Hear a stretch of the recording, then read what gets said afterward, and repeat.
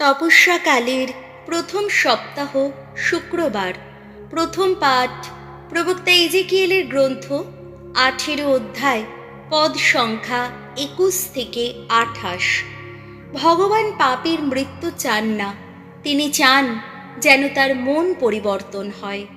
একদিন আমার প্রতি উচ্চারিত হলো ভগবানের এই বাণী: দুর্জন যদি তার সমস্ত পাপকর্মের পথ ছেড়ে ফিরে আসে, সে যদি আমার সমস্ত বিধি নির্দেশ মেনে চলে আর ন্যায় ধর্ম পালন করে, তাহলে সে কিন্তু বাঁচবেই বাঁচবে, মরবেই না।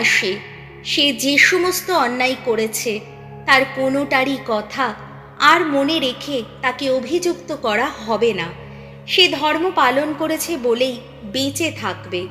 আমি কি দুর্জনের মৃত্যু কখনো চাইতে পারি? এ কথা শোনাচ্ছেন স্বয়ং প্রভু ভগবান।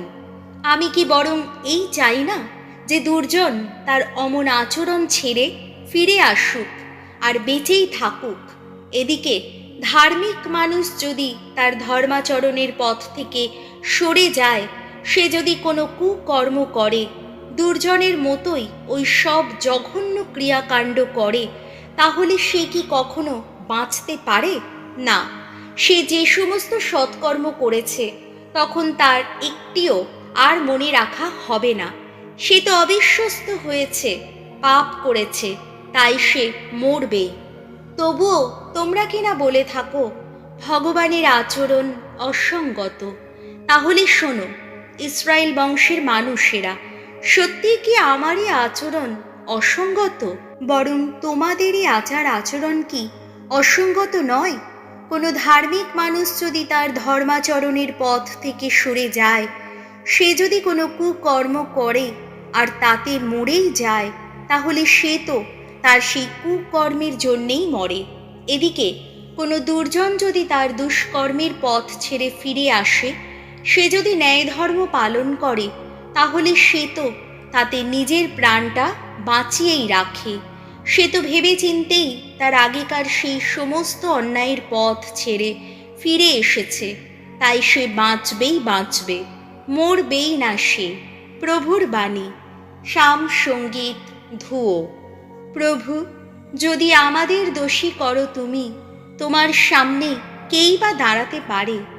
ওগো ভগবান, অতল থেকেই ডাকছি তোমায়, আমার এ ডাক শোনো প্রভু। শোনো তুমি মিনতির ডাক, কান পেতে শোনো তুমি। ধুয়ো। প্রভু, যদি আমাদের দোষী করো তুমি, তোমার সামনে কেই বা দাঁড়াতে পারে?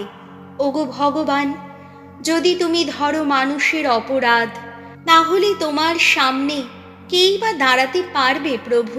কিন্তু তুমি তো নিত্য ক্ষমার আধার, তাই সকলেই তোমায় এত শ্রদ্ধা করে। ধুয়ো। প্রভু, যদি আমাদের দোষী করো তুমি, তোমার সামনে কেই বা দাঁড়াতে পারে? ভগবানের পথ চেয়ে আছি আমি, প্রাণটা আমার তাঁরই পথ চেয়ে আছে, তাঁর বাণীতেই আস্থা রেখেছি আমি। ধুয়ো। প্রভু, যদি আমাদের দোষী করো তুমি, তোমার সামনে কেই বা দাঁড়াতে পারে? প্রহরী যেমন প্রতীক্ষা করে কখন সকাল হবে, ব্যাকুল হয়ে ভাবে কখন সকাল হবে, তার চেয়েও তো ব্যাকুল হয়েই প্রভুর জন্যে প্রতীক্ষা করি আমি। ধুয়ো। প্রভু, যদি আমাদের দোষী করো তুমি, তোমার সামনে কেই বা দাঁড়াতে পারে? হে ইসরায়েল, ভগবানে আস্থা রাখো। ভগবান, আহা, করুণা নিধান তিনি, ত্রাণ শক্তির অমেয় আধার তিনি। যত অন্যায়, যত অপরাধ থেকে ইসরায়েলকে তিনি একদিন মুক্তই করবেন। ধুয়ো। প্রভু, যদি আমাদের দোষী করো তুমি, তোমার সামনে কেই বা দাঁড়াতে পারে? বাণী বন্দনা। প্রভু যিশু জীবনময়, ঈশ্বরের একমাত্র পুত্র, ধন্য তুমি।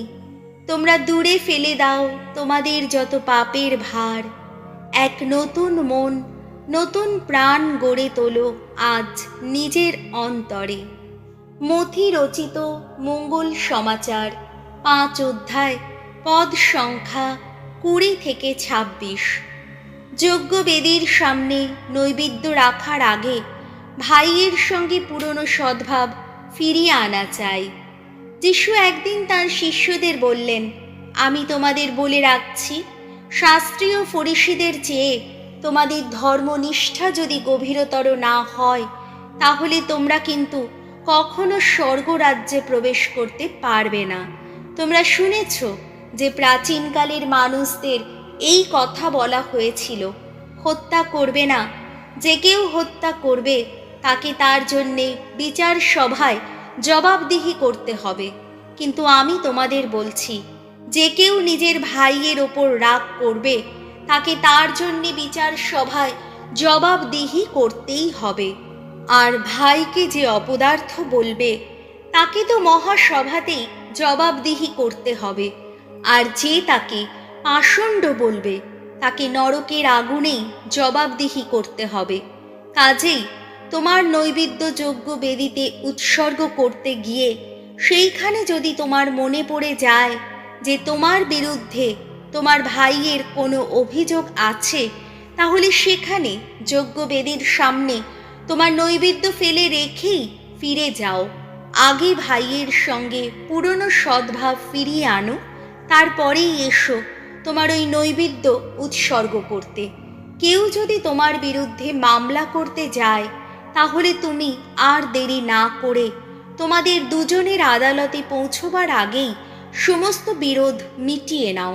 নইলে তোমার প্রতিপক্ষ কিন্তু তোমাকে বিচারকের হাতে তুলে দিতে পারে। তখন বিচারক তো তোমাকে তুলে দেবে প্রহরীর হাতে, আর শেষে তোমাকে কারাগারেই যেতে হবে। আমি তোমাকে সত্যি বলছি, শেষ কুড়িটি শোধ না করা পর্যন্ত তুমি কিন্তু সেখান থেকে কিছুতেই বেরিয়ে আসতে পারবে না। প্রভু যিশুর মঙ্গল সমাচার।